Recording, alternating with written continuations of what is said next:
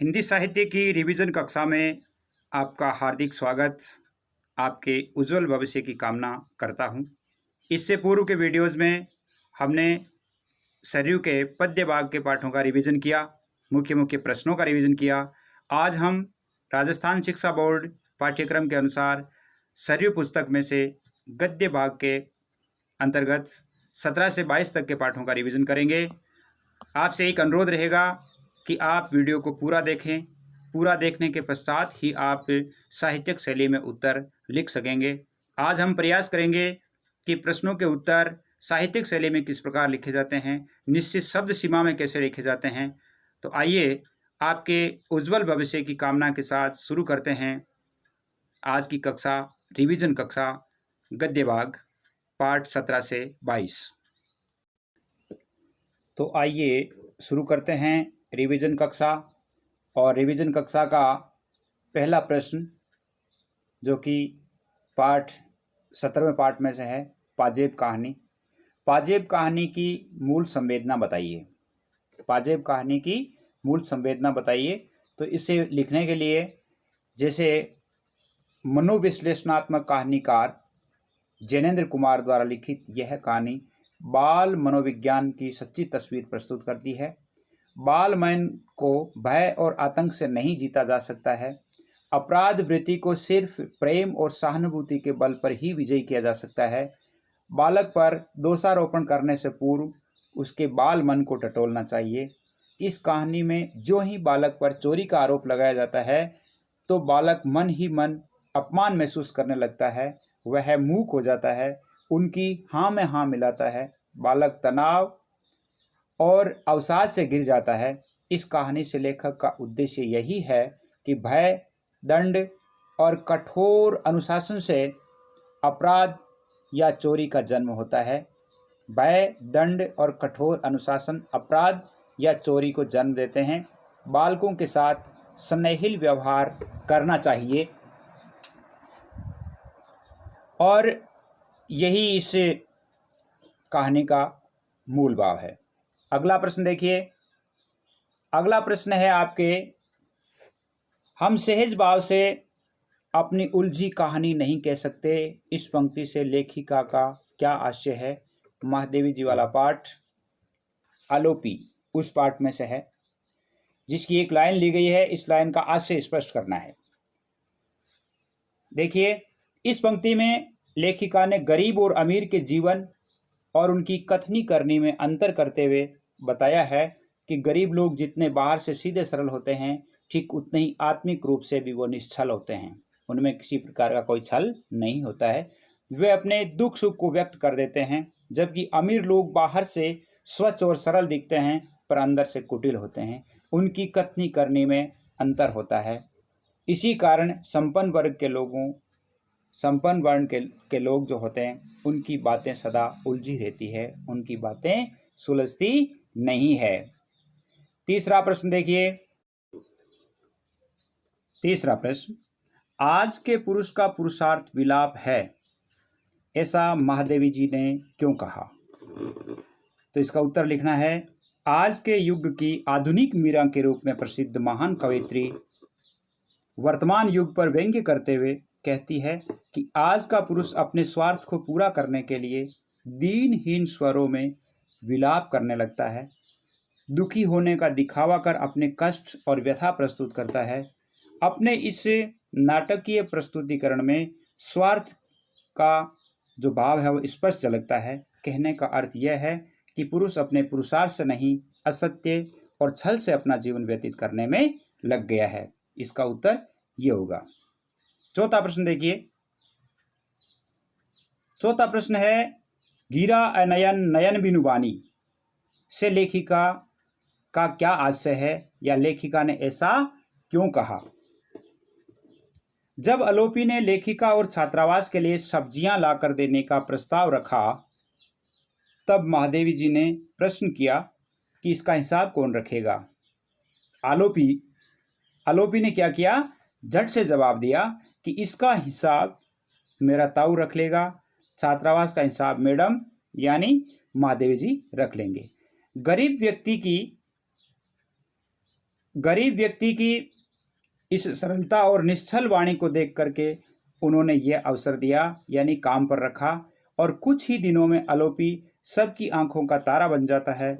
आलोपी के समर्पण, कुशलता, समय की पाबंदी और चतुराई को देखकर महादेवी जी अवाक रह जाती है। तब उन्होंने कहा कि आज तो वही बात हो गई, गिरा अनयन नयन बिनु बानी। पांचवा प्रश्न देखिए। पांचवा प्रश्न है, सेव तोड़ने वाले लड़के को पीटने के बाद लेखक ने क्या सोचा, यानी लेखक जो है वो क्या सोचता है। एक छोटा सा बालक जो एक खेत में सेव तोड़ रहा होता है, उसे लेखक ने पीटकर भगा दिया और सेव को झाड़ियों में फेंक कर सोचते हैं कि चोरी करना एक अपराध है, चोरी की हुई जो वस्तु है उस बच्चे को नहीं मिलनी चाहिए।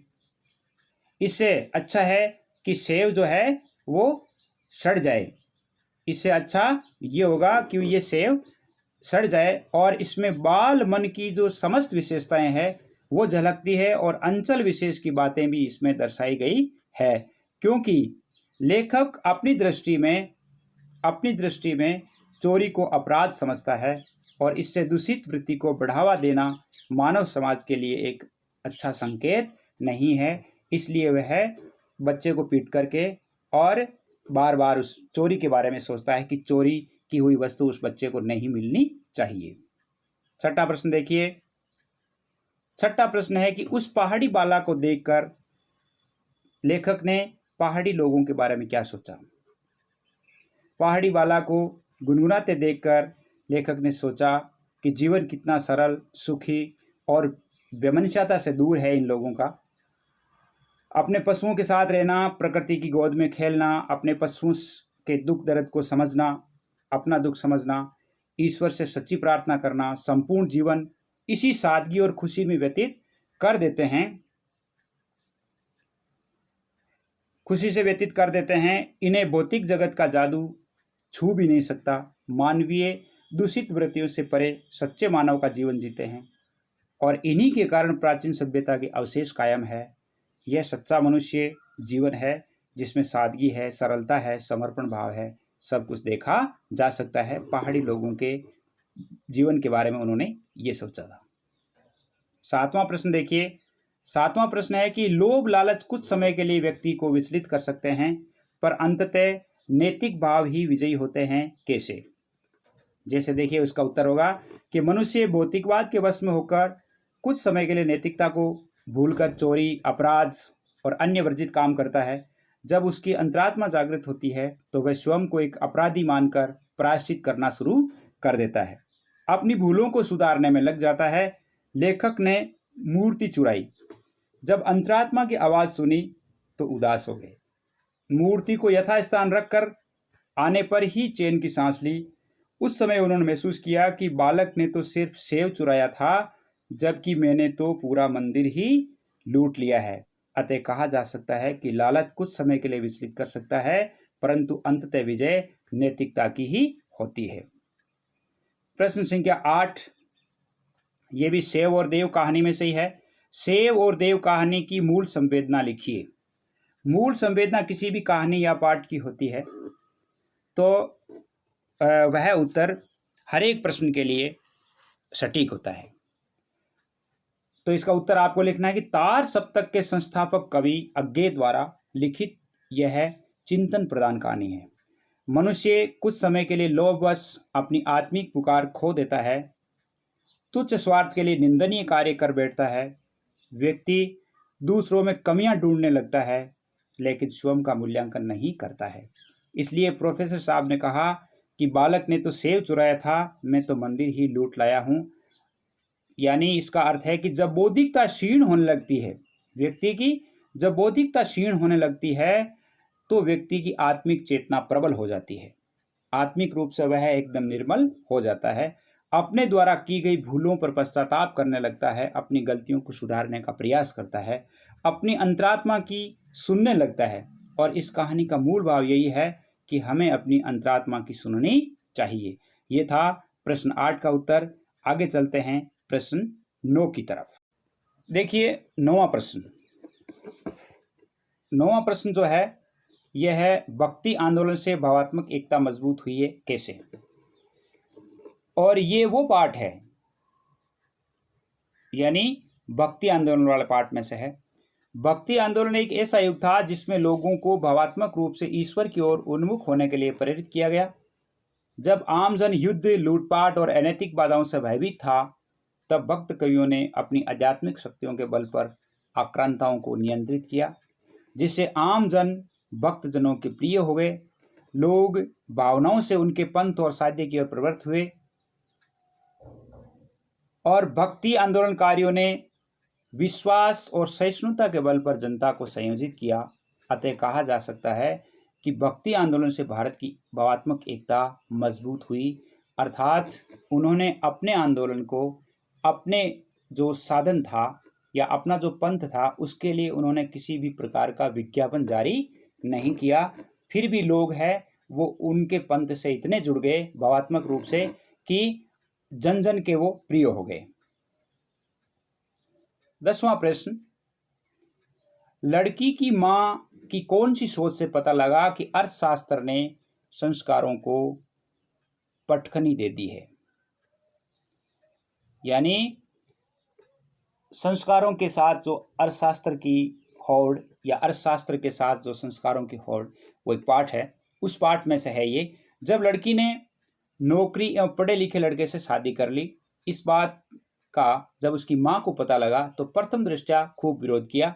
फिर एकांत में चिंतन किया तो उसने सोचा कि लड़का पढ़ा लिखा, नौकरी पेशे वाला है, विवाह भी साधारण हुआ है, इससे दहेज और अन्य वैवाहिक खर्च में बचत हो गई है। यह सोचकर उसने इस विवाह को स्वीकार कर लिया। तब कुशल व्यंग्यकार हरिशंकर प्रसाद जी कहते हैं कि अर्थशास्त्र ने संस्कारों को पटखनी दे दी है। अगला प्रश्न देखिए, 11वां प्रश्न है, अर्थशास्त्र ने संस्कारों को धोबी पछाड़ दिए। पंक्ति को स्पष्ट कीजिए। बहुत इंपॉर्टेंट प्रश्न है, ये प्रश्न आ सकता है परीक्षा में। कुशल व्यंग्यकार प्रसाद जी के कहने का आशय यह है कि जब वे किसी सज्जन के साथ बार बार बुलाने पर चाय पीने के लिए गए, तब उनकी पत्नी सरिता ने पर्दा प्रथा का पालन किया। पति ने संकेत पाकर रसोई से चाय की ट्रे लेकर आए और घर आए मेहमान का आदर सत्कार किया। ठीक 2 वर्ष पश्चात पुनः उसी घर में जाते हैं तो सरिता जी एक निजी शिक्षण संस्थान में अध्यापन के लिए जाती है, पढ़ाने जाती है, और वे स्वयं कहते हैं कि एक की कमाई से कुछ नहीं होता, अर्थात पैसे के लालच में उन्होंने अपनी जो पुरातन पंथी रिवाज थे उनको त्याग दिए। तब लेखक ने कहा कि अर्थशास्त्र ने संस्कारों को धोबी पछाड़ दे दी है। 12वां प्रश्न देखिए। 12वां प्रश्न है कि भारत की नई शिक्षा पद्धति किसके द्वारा लागू की गई और इससे भारतीयों को किस प्रकार की शिक्षा दी गई। भारत भी महाशक्ति बन सकता है। उस पाठ में से भारत की नई शिक्षा पद्धति अंग्रेजों द्वारा लागू की गई और इस शिक्षा पद्धति में अंग्रेजों ने हमें मात्र पुस्तकीय ज्ञान के माध्यम से भारत के विकृत इतिहास का अध्यापन करवाया है। यानी भारत का जो वास्तविक इतिहास था उनका अध्यापन उन्होंने हमें नहीं करवाया है, जिससे हम अपने प्राचीन वैभव से दूर हो गए। हमें वास्तविक व्यावसायिक शिक्षा और विज्ञान की शिक्षा के नाम पर मात्र आविष्कार पढ़ाए हैं। भारत की इस शिक्षा में डिग्रीधारी तो अनेक हैं, पर आत्मनिर्भर व्यक्तियों की संख्या बहुत कम है। अर्थात यहाँ पर व्यावसायिक शिक्षा नहीं करके उन्होंने पुस्तकीय ज्ञान पर बल दिया, जो कि भारतीयों के लिए अच्छा नहीं है। 13वां प्रश्न देखिए, भारत भी महाशक्ति बन सकता है कैसे। एक तो यह प्रश्न आ सकता है, अथवा भारत कभी विदेशियों के आकर्षण का केंद्र हुआ करता था कैसे, स्पष्ट कीजिए। इस प्रकार का प्रश्न भी आ सकता है। श्रीधर प्राडकर का लिखा हुआ पाठ है ये। महान शिक्षाविद श्रीधर प्राडकर ने हमारे प्राचीन भारत की आदर्श संस्कृति व उन्नत आर्थिक दशा को बताया है। प्राचीन काल में भारत सोने की चिड़िया कहलाता था। शिक्षा के क्षेत्र में विदेशी यहाँ अध्ययन के लिए आते थे। धन धान्य से संपन्न भारत को देखकर ही अंग्रेज भारत में व्यापारी बनकर आए थे। धीरे धीरे संपूर्ण भारत में अपना साम्राज्य स्थापित कर लिया। हमारी प्राचीन जो संस्कृति थी वो इतनी आदर्श थी कि विदेशी इनका अनुकरण करने के लिए भारत आए और वे यहीं के होकर रह गए। आध्यात्मिकता के बल पर भारत ने ज्ञान, विज्ञान, दर्शन शास्त्र में सर्वश्रेष्ठ उपलब्धियां प्राप्त कर चुका था, इसलिए विदेशियों के आकर्षण का केंद्र बना। दूसरी बात, भारत भी महाशक्ति बन सकता है। कैसे? भारत यदि अपने प्राचीन वैभव को समझे और पुनः उसे अपने आदर्श में स्थापित करें तो भारत भी आज पुनः विश्व गुरु या महाशक्ति बन सकता है। 14वां प्रश्न उसी पाठ में से है, पाजेब वाले में से। पाजेब कहानी कलात्मक और भावात्मक रूप से संपन्न है। कैसे? इसमें कलात्मक रूप भी देखना है, भावात्मक रूप भी देखना है। मनोविश्लेषणात्मक कहानीकार जैनेंद्र द्वारा लिखित कहानी में कलात्मकता की दृष्टि से निम्नलिखित विशेषताएं देखी जा सकती है। एक कहानी की कलात्मक विशेषता में कथा वस्तु यथार्थ मनोविज्ञान पर आधारित है, जो आम जन में गठित या वास्तविक घटना सी लगती है। कथा वस्तु ऐसी है। देश काल या वातावरण, परिस्थितियां एवं कहानी के अन्य घटक जैसे बुआ का आना, पाजेब लाना, ये सब बाल सुलभ घटनाएं हैं जिनसे बालक को उत्साह रहता है। चरित्र चित्रण, बालक आशुतोष में बाल मन की समस्त गतिविधियां प्रदर्शित होती है। संवाद, कहानी के संवाद है वो सच्ची घटना जैसे लगते हैं। ये कलात्मकता थी। और इसकी भावात्मकता में क्या है? भावात्मक दृष्टि से पाजेब कहानी एक मनोविश्लेषणात्मक कहानी है जिसमें बाल मन की समस्त विशेषताओं को उकेरने का प्रयास किया गया है। कहानी का उद्देश्य यह है कि हमें बालक को दंड और कठोर अनुशासन में नहीं रखना चाहिए, उसके साथ स्नेहिल व्यवहार करना चाहिए। बालक पर मिथ्या आरोप लगाने से पूर्व, अर्थात बालक पर जब हम मिथ्या आरोप लगाएंगे तो बालक अपराध प्रवृत्तियों से ग्रसित हो जाता है, बालक का आदर्श विकास नहीं हो पाता है। ये इसकी भावात्मकता है।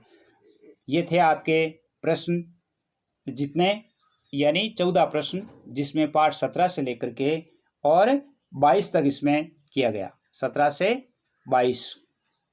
और अब हम अगले जो पाठ हैं 13 से लेकर के 17 तक, यानी 4-5 पाठ जो है उनका वीडियो एक अलग से जारी करेंगे और उनमें जो इम्पोर्टेंट प्रश्न होंगे उनका उत्तर भी जल्द ही आपको उपलब्ध करवाया जाएगा। तब तक के लिए आपके उज्जवल भविष्य की कामना के साथ जय हिंद, जय भारत।